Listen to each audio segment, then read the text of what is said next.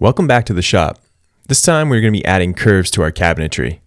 In order to dig myself out of an overcrowded small shop, I'm going to be using some Baltic birch plywood with a high pressure laminate and some ash veneered sheet stock that I have left over from these two kitchens that I made. But why would we spend time to curve cabinets when we can make them square? Well, in this case, I want to make a powder room vanity that goes wall to wall, but the square footage doesn't allow for it. So I came up with this dipsy doodle detail to make it happen. Not only that, most things off the shelf at the stores are uninspired and usually poorly made. So let's free up some space in the shop and try to make something beautiful while we're at it.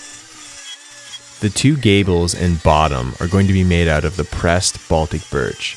The subcounter will be made out of 3/4 inch Douglas fir ply. Instead of a full back, I usually use two narrow strips in wall-mounted situations.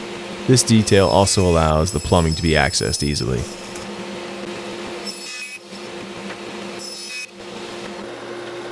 I used a compass to mark out an S-bend on my template, and I rough it out on the bandsaw, and then clean it up with a sanding block after.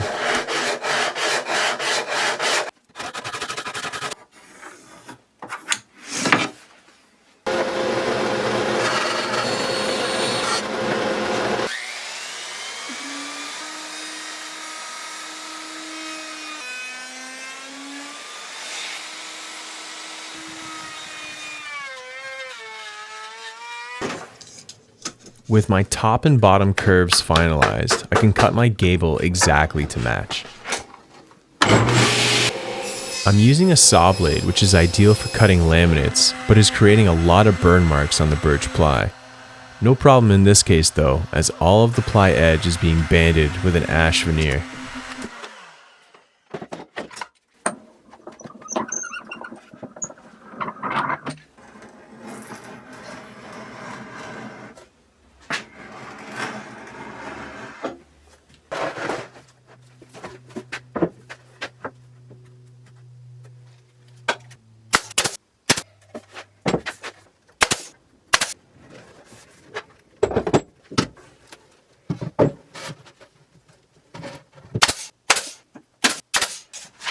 After nailing the cabinet together, I check that the box is square and fasten it with screws.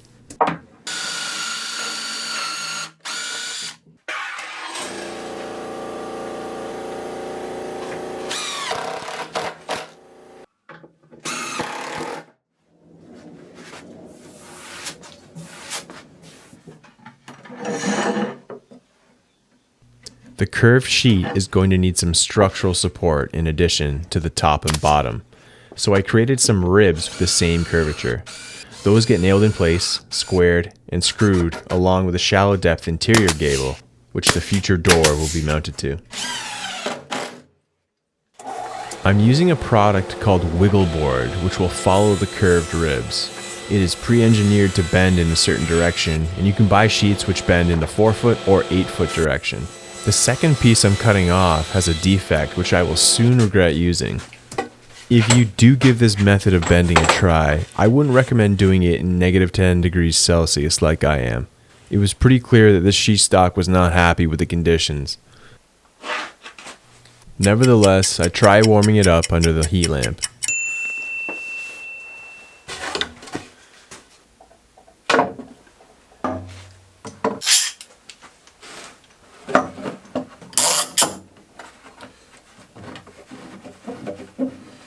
The last time I used this material, it was to create some curved elements on a kitchen island. For that project, I made a framework and laminated the two pieces together while pressed on the frame, and then removed the frame once cured.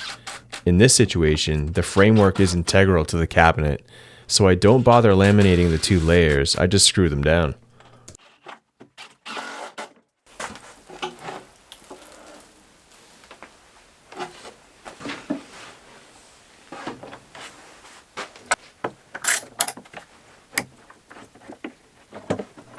With the wiggle board running wild on all sides, I used the track saw to line it up with the interior gable and a flush cut saw to tackle the other sides.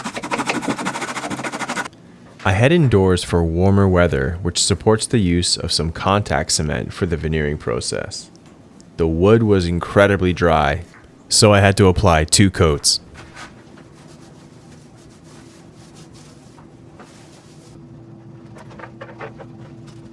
This veneer has been rolled up for the past 8 years, so it was giving me some hassle on the edges as it wanted to lift away. Once relieving some of the stress by removing excess amounts with a knife, I headed back out to trim it flush to the edges.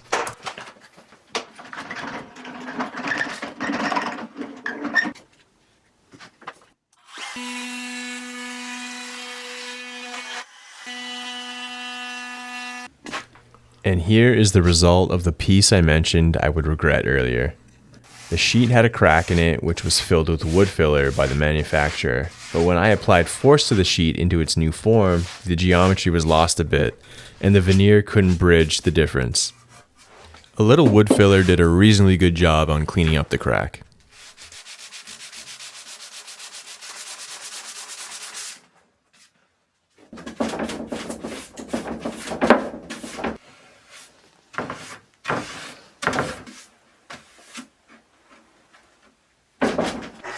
It's time to move on to cutting the doors for this cabinet. At this point, cutting flat sheets feels really easy and quick.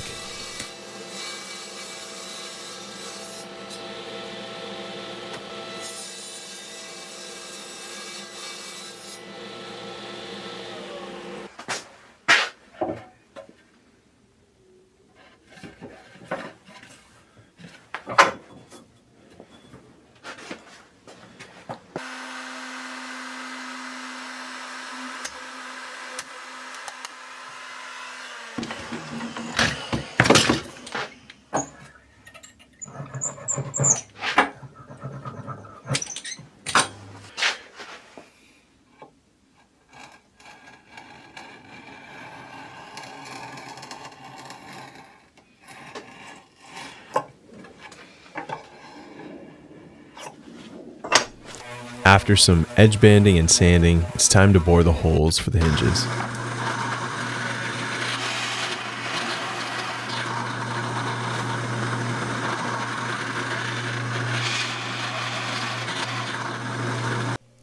I'm done freezing my ass off in the shop, so I'm happy to take the cabinet back home and do some finishing touches in my basement.